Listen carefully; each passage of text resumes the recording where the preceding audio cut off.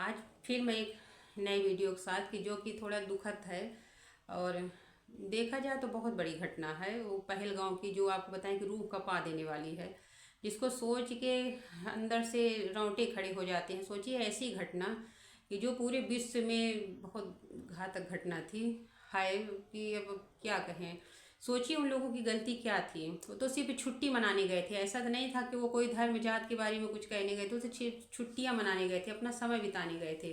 सोचिए सिर्फ धर्म पूछ पूछ पे टारगेट किया गया है उनको। उन बच्चों से पूछिए, उस बहन से पूछिए, उस बाप से पूछिए कि जिसका बेटा, किसी का भाई, किसी का पति, उसमें वो वीडियो देख के रूह कांप जाती है कि जब वो एक आर्मी, इंडियन आर्मी आता है, जो कि वो बच्चा देख के चिल्लाने लगता है।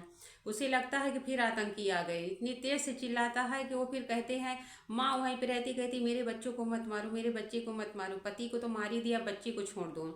ये घटना ऐसी है कि सोचिए, सोच के देख के रोंगटे खड़े हो जाते हैं कि ये क्या है। उन लोगों की तो कोई गलती नहीं थी, वो तो सिर्फ गए थे छुट्टियां मनाने। अब वहां पे वो आतंकी पहुंचे कैसे? सवाल ये है कि आतंकी वहां तक पहुंचे कैसे। सोचिए वहां ऐसे ऐसा है कि ना वहां कोई गाड़ी जा सकती है, ना कोई साधन व्यवस्था नहीं है। सिर्फ वहां पे आप पैदल जा सकते या तो घोड़े से जा सकते। तो फिर आतंकी वहां पे आराम से पहुंचे कैसे? इसका मतलब उसको उनको यहीं पे पाला पोसा जा रहा था, पहले से ही यहीं पे। ये पूरी प्लानिंग के साथ घटना हुई है, पहले से इसको प्लानिंग की गई है, उसके बाद इस घटना को अंजाम दिया गया है। सी घटना है कि सोचिए अचानक से पहुंचकर अनिश्चित सुरक्षा होने के बाद भी वहां तक आतंकी पहुंचे कैसे। सबसे आतंकियों को तो सजा मिलनी ही चाहिए, लेकिन सबसे पहले मिलना चाहिए इनको जो आतंकियों को मदद कर रहे थे। यहाँ खुद गद्दार जो बैठे हुए हैं, अपने ही देश का नमक खा के यहीं पे गद्दारी कर रहे हैं। इनको सबसे पहले तो इनको सबक सिखाना चाहिए, इनको ढूंढना चाहिए, ढूंढ ढूंढ के निकाले। हमारे बीच में ही हमारे दुश्मन बैठे हुए हैं जो कि पता नहीं चल रहा है। आज तो सिर्फ इनका था, अब धीरे धीरे हम सबकी बारी हो सकती है। आप सोचिए कि जो घटना हुई है वहां पे अपने आप को रख के अगर देखा जाए तो सोचिए कितनी भयावह घटना थी, रूह कपा देने वाली घटना थी। वो वीडियो जो आते हैं देखने लगते हैं तो अंदर से गुस्सा आता है, खून खौलता है कि सोचिए कहाँ तक ये सही था। सिर्फ जेंट्स को ही टारगेट बनाया गया है, किसी भी लेडीज या बच्चे को नहीं मारा गया, सिर्फ जेंट्स को मारा गया है बस। मतलब मुखिया को मारा गया है। इनका टारगेट सिर्फ इतना था कि जेंट्स मुखिया को मार दिया जाए तो घर अपने आप ही बर्बाद हो जाएगा। सोचिए उन लोगों के साथ क्या होगा जिनके साथ ये घटना हुई है। उसके बच्चे क्या ये कभी जिंदगी, जो बच्चे वहां पे छोटे छोटे थे, क्या इस जीवन में वो कभी इस घटना को भुला पाएंगे? कभी नहीं भुला पाएंगे। उनके लिए तो पूरी जिंदगी के लिए हो गया। उस पत्नी से पूछिए जिसके सामने उसके पति को मारा गया है, उसकी कंडीशन आज क्या होगी। किसी का एक बेटा था, उसके घर का तो पूरा ही चला गया, उसका तो पूरा घर ही बर्बाद हो गया। ये हम लोगों के उसमें कुछ दिन तक रहेगा, कुछ दिन तक ताजा रहेगा, हफ्ते 2 हफ्ते बाद ये फिर शांत हो जाएगा। लेकिन उससे पूछिए जिसके यहाँ ये घटना हुई है, क्या इस जीवन में वो कभी भुला पाएंगे? उसकी तो पूरी जीवन बर्बाद हो गई।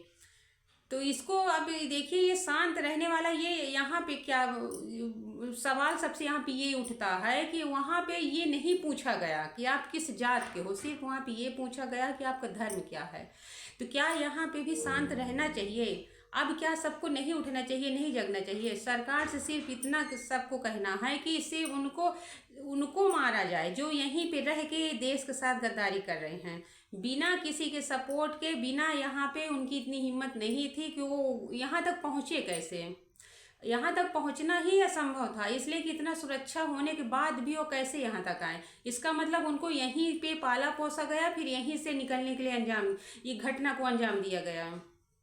देखिए ये घटना ऐसी है कि पूरे देश को झंझोर देने वाली बात है। इसीलिए सबको अब तो देखिए सबको हिम्मत बनानी पड़ी, इसलिए कि यह कोई भी हो सकता है, हम में से भी कोई भी हो सकता है कहीं भी। क्या यहाँ पे जो आज आतंकी है, क्या उनके फेस चेहरे पे लिखा है कि आतंकी है? नहीं लिखा है। वो तो आम आदमी जैसे घूम रहे हैं और बस जब उनका मन हुआ तभी आतंक फैला दिया, जब उनका मन हुआ तभी मार दिया। सोचिए इतनी क्रूरता, इतनी दुष्टता आई कहाँ से? क्या इनके दया नाम की चीज नहीं है, इंसानियत नहीं है? वहां पे ऐसे मार रहे थे कि जैसे कोई अब क्या बताएं, बोलने के शब्द नहीं है। सोचिए वहां पे छोटे छोटे बच्चे थे, वहां पे महिलाएं थी, सबके साथ ऐसे ऐसे ये लोग व्यवहार किए। महिला वहां पे चिल्लाने लगी, बोले कि मुझे भी मार दो, मेरे पति को मार दिया। तो बोले नहीं, तुम जाके मोदी जी से कहो। उसको नहीं मारी इसलिए कि वो सिर्फ उनका निशाना सिर्फ वहां पे जेंट्स था। सिर्फ उनको वो टारगेट बना के ये सोची समझी प्लानिंग के साथ ये दहशत फैलाने की एक साजिश थी कि सबके अंदर दहशत फैलाया जाए आतंकियों के बीच। लेकिन ये सिर्फ आतंकियों का काम नहीं है, ये काम इस देश के लोगों का भी जो छुपे हुए बैठे हैं। सबसे पहले तो उनको निकालना है, उनको निकालना, उनको पहचानने की अब जरूरत है। अब सोचने वाली बात यह है कि उनको पहचानना, कैसे पहचाना जाए, यहाँ पे कौन से गद्दार, इसलिए कि सब तो उसी तरह मुखौटा पहन के घूम रहे हैं। ये हम लोगों को भी आदत, हम लोगों की भी जिम्मेदारी है कि हम लोगों को भी ये ध्यान देना है कि आपके आसपास यहाँ पे कोई ऐसा तो नहीं हो रह रहा है कि जिसपे थोड़ा सा भी शक किया जाए, कि जो लग रहा है कि हमारे देश जैसा नहीं है, ये व्यवहार में कुछ चेंज है। तो उसमें भी देखिए सपोर्ट सबको करना पड़ेगा, इससे कि कहीं भी छुप के बैठ सकते हैं। क्या जरूरी थोड़ी है, क्या पहचान थोड़ी है वो इतने देर से वहां पे थे, क्या कश्मीर में किसी को पता चला कि वो आतंकी वहां पे रह रहे हैं? लेकिन आतंकी थे वहां पे, उनको पाला पोसा जा रहा था, वहीं के लोग उनको साथ दिए हुए थे, वहीं के लोग उनको पाल पोस रहे थे। उसके बाद इस घटना को अंजाम देने के लिए पूरा तैयार किया गया, पूरी तैयारी की गई। तो इसीलिए देखिए सबको सपोर्ट करने की ज़रूरत है। अब तो सबको ही साथ में चलना है, खड़े होना है। से कि अब बात ये हो गई है कि अब यहाँ पे जात पात की बात कहीं रही नहीं गई है, इसलिए कि वो जो घटना हुई है वो तो उससे तो सबको पता चल गया होगा। तो ये याद रखने वाली घटना है, ये भूलने वाली नहीं। बहुत सी ऐसी घटनाएं होती रहती हैं जो हफ्ता 10 दिन याद रहती है, उसके बाद फिर अपने अपने उसमें सब नॉर्मल हो जाए। लेकिन ये जो घटना हुई है ये दिल दहला देने वाली बात है, ये हमेशा याद रखने वाली घटना है, ये भूलने वाली नहीं है। इसलिए कि यहाँ पे जात नहीं पूछा गया, यहाँ पे सिर्फ धर्म पूछा गया कि तुम किस धर्म को हो। सोचिए इतनी नीचता आती कहाँ से है, इतना क्रूरता आती कहाँ से? सोचिए कि लोगों के अंदर दया नाम की चीज है। एक भी हिंदू ऐसा कोई है कि जो किसी मुस्लिम की बच्ची के ऊपर नजर कभी डालता हो, या कभी सोचिए हमारे जो महापुरुष पहले थे, पहले भी लड़ाइयाँ होती जितनी होती थी, पहले भी इतने राजा महाराज जो थे, पहले अन्य जात के जो वो रहते थे, अन्य धर्म के जात के, सॉरी, अन्य धर्म के जो लोग रहते थे, वो हिंदुओं को घसीट घसीट के औरतों को ले जाते थे, अपनी अपनी वो बना के रखते थे। लेकिन हमारे हिंदू धर्म में कोई भी किसी लेडीज के ऊपर नजर उठा के नहीं देखते, उनको सम्मान के साथ रखा जाता था। तो पहले से भी यही सब चल, लेकिन ये जो आज हुआ है ये बहुत बड़ी घटना है, ये सबको जगाने के लिए, बताने के लिए हुई है। अब तो इंसानियत, आपको बताएं कि अब सबको जागना पड़ेगा, सबको उठना पड़ेगा।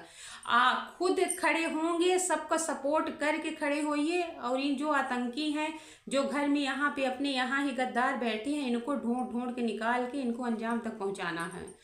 चलिए, ऐसी घटना थी कि जो दिल झकझोर देने वाली थी।